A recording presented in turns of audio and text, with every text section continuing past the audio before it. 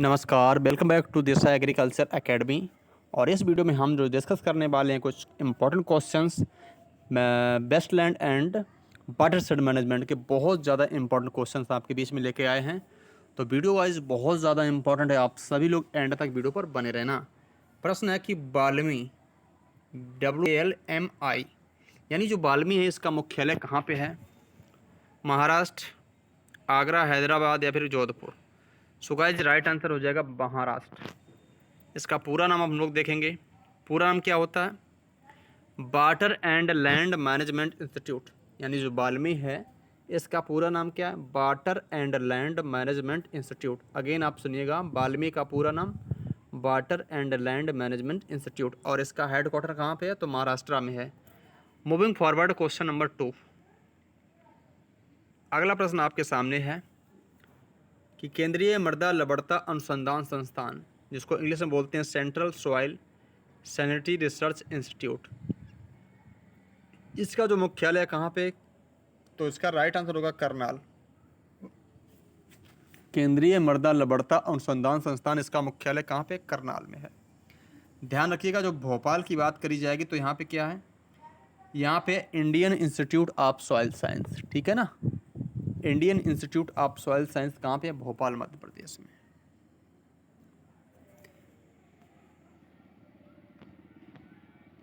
अगला प्रश्न भी आपके सामने काफ़ी इंपॉर्टेंट है। National bureau of soil survey and land use planning, national bureau of soil survey and land use planning, इसका मुख्यालय कहाँ पे है? इस संस्थान का मुख्यालय कहाँ पे है प्यारे बच्चों? तो इसका जो राइट आंसर होगा ऑप्शन नंबर बी, यानी नागपुर। नागपुर करेक्ट आंसर हो जाएगा। इंग्लिश में भी आप देख सकते हो, head quarter of national bureau of soil survey and land use planning, इसका मुख्यालय नागपुर, महाराष्ट्र में। ठीक है, याद कर लीजिएगा, बहुत ज़्यादा इंपॉर्टेंट है ये। Question number next. राष्ट्रीय बंजर भूमि विकास board, national wasteland development board, इसका स्थापना कब हुई थी? तो 1985 में इसकी स्थापना हुई थी, 1985 में। ठीक है ना। चलिए अगला प्रश्न आपके सामने है। International centre for agriculture research in dry areas, इसका जो शॉर्ट नेम होगा इकार्डा होगा बच्चों। क्या? इकार्डा। इकार्डा का पूरा नाम क्या होगा? International centre for agriculture research in dry areas. और इसका मुख्यालय जो हो जाएगा कहाँ पे? सीरिया। इसका राइट आंसर होगा ऑप्शन नंबर बी। बी जो है ऑप्शन, ये बिल्कुल करेक्ट है। नेक्स्ट अगला है कि नार्म कहाँ पे है? जो नार्म है इसका पूरा नाम क्या होता है? National academy of agriculture research and management, national academy of agriculture research and management, यह है नार्म का पूरा नाम। मुख्यालय की बात की जाएगी तो हैदराबाद यहाँ पर राइट आंसर होगा। मूविंग करते हैं क्वेश्चन नंबर नेक्स्ट की तरफ। अंतर्राष्ट्रीय सिंचाई प्रबंधन संस्थान, ये कहाँ पे है? काफ़ी अच्छा प्रश्न है। तो ये कहाँ पे बच्चों? ये है श्रीलंका में। ऑप्शन नंबर राइट हो जाएगा सी। जो अंतर्राष्ट्रीय सिंचाई प्रबंधन संस्थान, ये श्रीलंका में है। अब जो हम क्वेश्चन से लेके आए, ये क्वेश्चन भी काफ़ी इंपॉर्टेंट है। पिछले वर्ष यहाँ से एक प्रश्न आया था, इस बार भी यहाँ से एक प्रश्न आएगा। प्रश्न ये पूछता है, जो वाटर शेड है उसमें एरिया के आधार पर ये 4-5 प्रकार के बनते हैं, उन प्रकार के नाम। जैसे कहेगा कि यहाँ प्रश्न क्या पूछा है कि मैक्रो वाटर शेड एरिया, तो जो मैक्रो वाटर शेड एरिया होते हैं उसमें कितनी भूमि ली जाती है? 50,000 हेक्टेयर से अधिक। ठीक है ना। इसी प्रकार जो मिनी होते हैं उसमें 100 से 10,000 है। उप मैक्रो होंगे 10,000 से 50,000, और जो माइक्रो होंगे उसमें 100 से क्या होगा? 1,000। तो ये चीज़ें आपको समझनी है। एक क्राइटेरिया और होती है, जैसे मिनी का पूछ दे तो मिनी का होता है 10 से 100 हेक्टेयर। बच्चों कितना? 10 से 100 हेक्टेयर। मिनी का कितना होगा? जो मिनी वाटर शेड होते हैं उसमें 10 से 100 हेक्टेयर एरिया लिया जाता है। मिनी के बाद में आएगा माइक्रो, और माइक्रो में कितना? 100 से 1000 है। मिनी माइक्रो के बाद आएगा मिली, मिली में 1000 से 10,000, उप माइक्रो में 10,000 से 50,000, अगेन माइक्रो में 50,000 से ऊपर। तो ये टेबल याद कर लेना, इस टेबल याद करने का मतलब आपका कम से कम एक क्वेश्चन एग्जाम के पॉइंट ऑफ व्यू से क्लियर होने वाला है। अगला प्रश्न बहुत ज़्यादा इंपॉर्टेंट है कि साल्ट टॉलरेंट क्रॉप्स आर, निम्नलिखित ऑप्शन में कौन से जोड़े में साल्ट टॉलरेंट क्रॉप का जोड़ा दिया गया है। तो यहाँ पे जो राइट आंसर होना चाहिए वो क्या होना चाहिए, डी, जौ और कपास। सॉल्ट टॉलरेंट क्रॉप में कौन सा ऑप्शन सही होगा, जौ और कपास।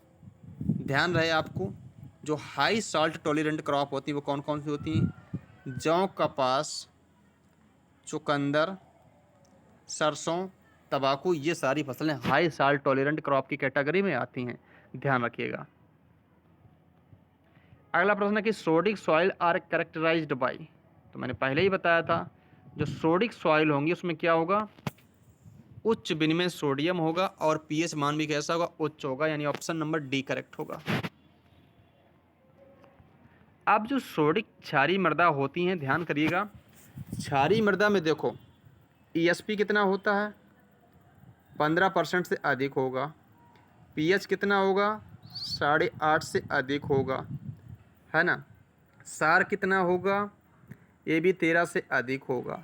लेकिन जो इलेक्ट्रिकल कंडक्टिविटी है, ये 4 से क्या होगी, कम होगी। ये चारों पॉइंट आपको आने चाहिए। Moving forward, question number next. अगला प्रश्न है कि soil amendment use to reclaim ऊसर यानी बैरन सॉइल, ऊसर भूमि के सुधार के लिए किसका यूज करते हैं, तो कैल्शियम सल्फेट का यूज करेंगे भैया। ऑप्शन नंबर ए राइट है, calcium sulphate. Moving forward, question number next.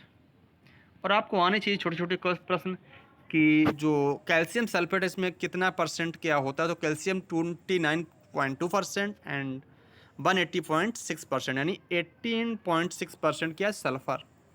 तो ये पॉइंट आपको आने चाहिए। अगला है क्वेश्चन कि लवणीय क्षारीय मृदाएं सामान्यतः कहाँ पे देखने को मिलती हैं। क्वेश्चन जो है saline and alkaline soil are found in which area, तो इस प्रकार की जो सॉइल्स होती हैं ख़ास तौर पर ड्राई एरियाज़ में मिलती हैं। तो यहाँ पे जो ऑप्शन करेक्ट होना चाहिए ऑप्शन नंबर ए, यानी शुष्क क्षेत्र यहाँ पे राइट हो जाएगा। जबकि आर्द्र क्षेत्र में क्या होता है, एसिडिक सॉइल मिलती हैं, यानी अम्लीय जो भूमियाँ होती हैं वो वेट सॉइल में मिलती हैं, जो नम भूमियाँ होती हैं जहाँ पे वर्षा ज़्यादा होती है। तो ये पॉइंट आपको आने चाहिए। इसके बाद हम लोग अगेन क्वेश्चन नंबर नेक्स्ट की तरफ चलेंगे। निम्नलिखित फसलों में मृदा क्षारीयता को कौन सी सर्वाधिक कम करती है, वो कौन सी क्रॉप है जो मृदा क्षारीयता में सुधार करती है, यानी क्षारीय मृदा में अगर वो उगाई जाती है तो वो क्या करती है, क्षारीय मृदा में सुधार करती है, उसको फर्टाइल बनाने का काम करती है। तो यहाँ पे जो राइट आंसर हो जाएगा धान, यानी पैडी करेक्ट आंसर हो जाएगा। आगे जो प्रश्न है, हवा और पानी द्वारा मृदा के कणों का एक स्थान से दूसरे स्थान पर मूव ऑन करना क्या कहलाता है। प्रश्न ये है कि जब जो सॉइल के पार्टिकल हैं वो एक स्थान से दूसरे स्थान पर चले जाते हैं वायु और जल के माध्यम से, तो इस कंडीशंस को क्या बोलते हैं, इसे बोलते हैं मृदा अपरदन यानी सॉइल इरोजन। इसको बोलेंगे मृदा अपरदन यानी soil erosion, option C correct. Again question number next क्या है कि लवणीय मृदा में घुलनशील लवणों की कुल मात्रा कितने % होती है।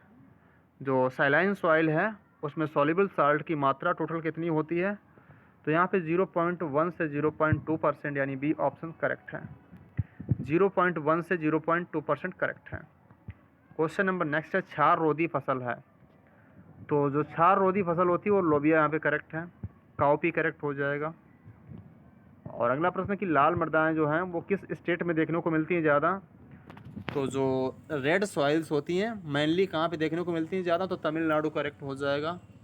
और यूपी की बात करी जाएगी तो बुंदेलखंड क्षेत्र, जैसे हमीरपुर है ना, झांसी है, महोबा है और मिर्ज़ापुर, इन एरिया में जो है लाल मृदा देखने को मिलती है यूपी में।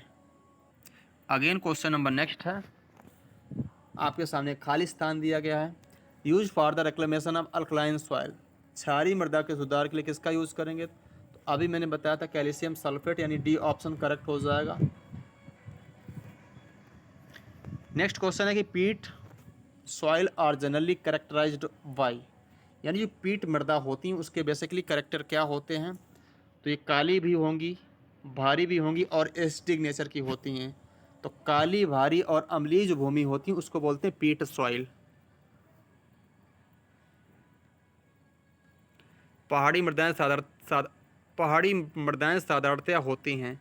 तो जो हिली सॉइल्स होती हैं जनरली एसिडिक नेचर की होती हैं, अम्लीय प्रकृति की होती हैं। ठीक है, चलिए तो बस यहीं तक थे क्वेश्चन। हाँ, ये छोटी सी वीडियो आप सभी के लिए लाभकारी ज़रूर रहेगी। तो मिलेंगे नेक्स्ट वीडियो में किसी नई जानकारी के साथ में। Thank you.